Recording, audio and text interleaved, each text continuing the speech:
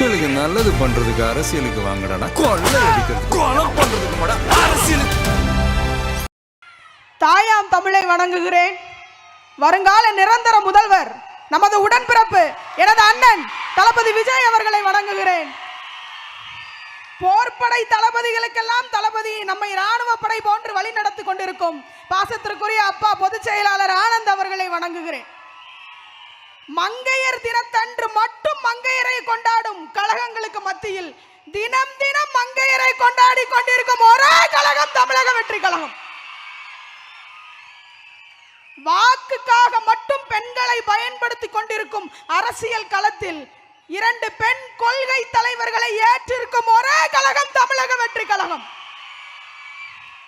எங்கள் 2 கொள்கை தலைவிகள், எங்கள் மூதாட்டிகள் எப்படிப்பட்டவர்கள் தெரியுமா? வீரமங்கை வேலு நாச்சியார் சிவகங்கை சீமையை மீட்டெடுப்பதற்காக முதலாக ஆங்கிலேயனை எதிர்த்து போராடி எத்துணை துயரங்கள் வந்தாலும் மீட்டெடுப்பேன் என்று வாளேந்தி வீரேந்தி நின்ற சிவகங்கை மண்ணை சார்ந்த வேலு நாச்சியார் அவர்கள் 6 மாத கர்ப்பிணி பெண் உப்பு சத்தியாகிரகத்தில் பங்கேற்றால் என்ற ஒரே காரணத்துக்காக சிறை சென்றார் அஞ்சலை அம்மாள். மன்னிப்பு கேட்டுவிடு, உன்னை வெளியே விட்டு விடுகிறேன் என்கிறான் ஆங்கிலேயன். தவறு செய்யாமல் மன்னிப்பு கேட்பதா என்று மன்னிப்பு கேட்காமல் வெளியில் வந்து பரோலில் வெளியில் வந்து குழந்தை பெற்றெடுத்து மீண்டும் சிறை சென்ற வீரமங்கை அஞ்சலை அம்மாள். இந்த 2 முப்பாட்டிகளின் பேத்திகள் நாங்கள், சிங்க பெண்கள். இந்த 2 முப்பாட்டிகளின் பேத்திகள் இந்த சிங்க பெண்கள் இருக்கும் வரை தமிழும் தோற்காது, தமிழக வெற்றி கழகமும் தோற்காது.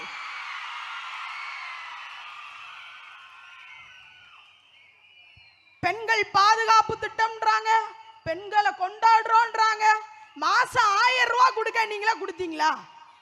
சிலிண்டருக்கு 100 ரூபாய் மானியம் நீங்களே இதுவரைக்கும் செஞ்சீங்களா? இலவச பஸ் விடுதாங்களாம், விட்டுட்டு ஓசி பஸ்ன்ற வேண்டியது. நீங்க பிங்க் பஸ் விட்டதும் போதும், ஒவ்வொரு பேருந்து பயணமும் சிலுவை பயணமாய் மாறிக்கொண்டிருப்பதும் போதும். சொன்னாங்க விதவைகளே இல்லாத தமிழ்நாட்டை உருவாக்கி கிழிச்சிருவோம் அப்படின்னு. உங்கள் ஆட்சி வந்த பிறகுதான் விதவைகள் அதிகமானது எங்கள் தமிழ்நாட்டில். எப்படி சீதையின் கண்ணீர் இலங்கையை அழித்ததோ, எப்படி கண்ணகியின் கண்ணீர் மதுரையை அழித்ததோ, அதே போல் தமிழ்நாட்டு பெண்களின் கண்ணீர் திமுக ஆட்சியை அழித்தே தீரும். எப்படி எங்களது முப்பாட்டி வேலு நாச்சியார் ஆங்கிலேய கொடியை இறக்கி அனுமன் கொடியை ஏற்றினாலோ, அதே போல் சார்ஜ் கோட்டையில் திமுக கொடியை இறக்கி தாவேக கொடியை ஏற்றியே தீர்வோம்.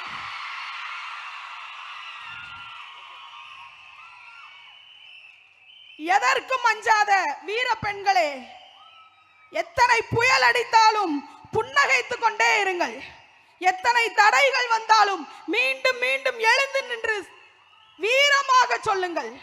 திருநெல்வேலி மாவட்டத்தில் ஒரு பாமர குடும்பத்தில் ஒரு ஆசிரியர் தகப்பனாருக்கும் ஒரு விவசாய குடும்பத்தில் பிறந்த தாய்க்கும் மகளாக பிறந்த கேத்ரின் பாண்டியனை கொள்கை பரப்பு இணைய செயலாளராக தமிழ்நாடு முழுவதிலும் அனைத்து பொதுக்கூட்டங்களிலும் சென்று இன்று பேச வைத்து அழகு பார்த்து கொண்டிருக்கும் எங்கள் தலைவருக்கும் எங்கள் பொதுச் செயலாளருக்கும் ஒன்றை கூறிக்கொள்கிறேன், எழுதி வைத்துக் கொள்ளுங்கள்.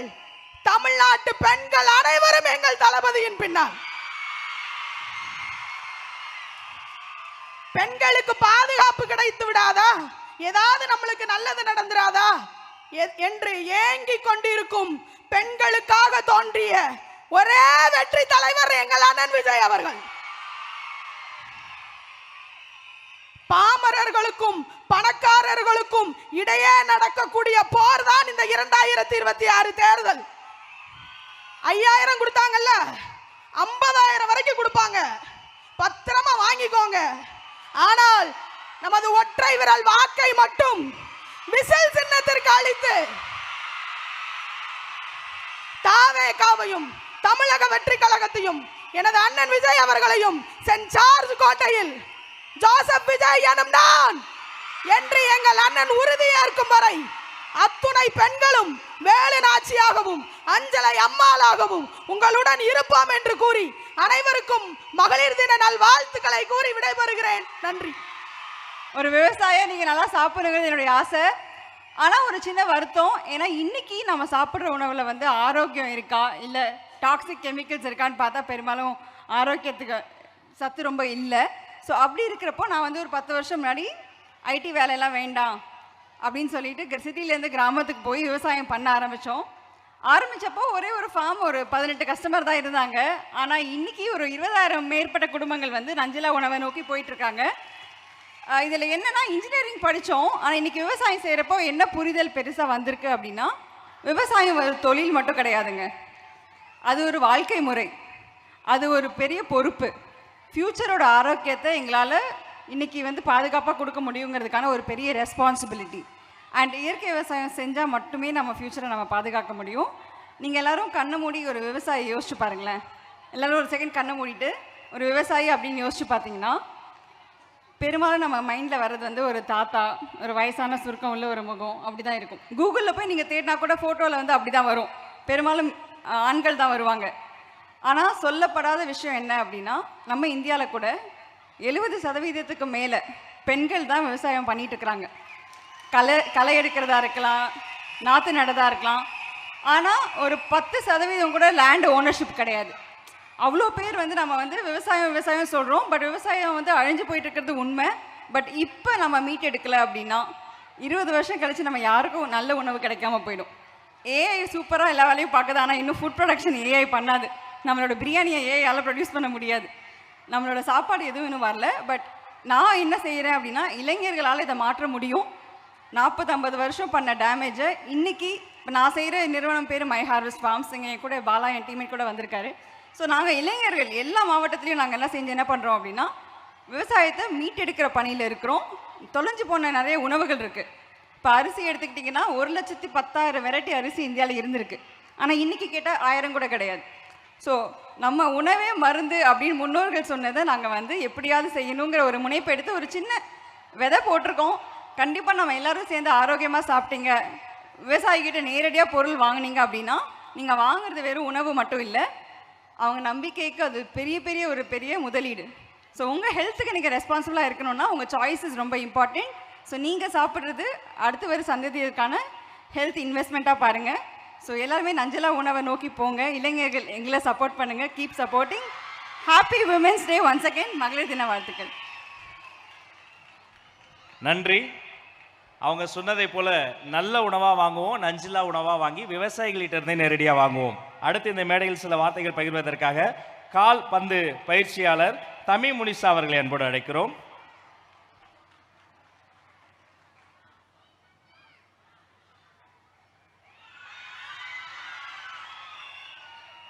Happy women's day. என்ன பேசுறதுனே தெரியல எனக்கு. ஆக்சுவலி நான் வந்து ஒரு ஃபுட்பால் பிளேயராக இவ்வளோ தூரம் இந்த தமிழ்நாட்டில் இருந்திருக்கேன். பட் ஆனால் அது யாருக்குமே இவ்வளோ தூரம் ரீச் ஆனதில்லை. இன்னைக்கு சாரோட ஒரு மிகப்பெரிய இந்த ஹானர் பண்ணதில் நான் ஐ திங்க் தமிழ்நாடு ஃபுல்லாகவே இப்போ ரீச் ஆகிருப்பேன்னு நினைக்கிறேன். நான் வந்து 2002 இந்தியா விளையாடினேன். பட் ஆனால் அது யாருக்குமே தெரியாது நான் இந்தியா விளையாடினேன்றது. ஹிஜாபால் இப்போ நான் வந்து வீட்டுக்குள்ளே இருந்தேன். இப்போது ஹிஜாபில் இருந்தாலும் நம்ம ஃபுட்பால் விளையாடலாம். பாய்ஸ் மட்டும்தான் ஃபுட்பால் விளையாடணும், ஸ்போர்ட்ஸுக்கு போகணுன்றது கிடையாது. கேர்ள்ஸும் எல்லாமே பண்ணலாம். அதை சாரும் வந்து ஒரு படத்தில் சொல்லியிருக்காரு. ஸோ அந்த படத்துக்கு ஏற்ற மாதிரி நானும் நிறைய பண்ணணும், கேர்ள்ஸ்க்கு நிறைய வந்து ஸ்போர்ட்ஸ் சொல்லி கொடுக்கணுன்றதுக்காக நிறைய பண்ணிகிட்ருக்கேன். சாரோட இந்த ஒரு ஹானர் எனக்கு ரொம்ப சந்தோஷத்தை கொடுக்குது. எப்படி சொல்கிறதுன்னு தெரியல, திடீர்னு பேச வந்ததில் ரொம்ப தேங்க்யூ சார். எனக்கு வந்து வார்த்தையே வரலை. இந்த மாதிரி ஒரு என்ன சொல்கிறது, இந்த மாதிரி ஒரு இடத்துல இந்த மாதிரி அங்கீகாரம் கொடுத்ததுக்கு நான் சாருக்கு ரொம்ப பெரிய தேங்க்ஸ் சொல்லிக்கிறேன். எல்லாருமே ஃபுட்பால் விளையாடணும். கண்டிப்பாக கேர்ள்ஸுக்கு படிப்பு மட்டும் இல்லை, ஸ்போர்ட்ஸும் முக்கியன்றதை நான் இந்த இடத்துல எல்லாருக்குமே சொல்ல விரும்பிக்கிறேன். Thank you honouring me in this situation. Thank you sir. Thank you ma'am. இனிமேதாவது பிடி பீரியடை கட் பண்ணாமல் இன்னும் அதிகப்படுத்துங்க என்பதை கூறிக்கொண்டு நம்ம வீட்டு குழந்தை ஐஐடியில் கலக்கக்கூடிய சிங்கப்பெண் ராஜேஸ்வரி அவர்கள் இதோ சில வார்த்தைகள்.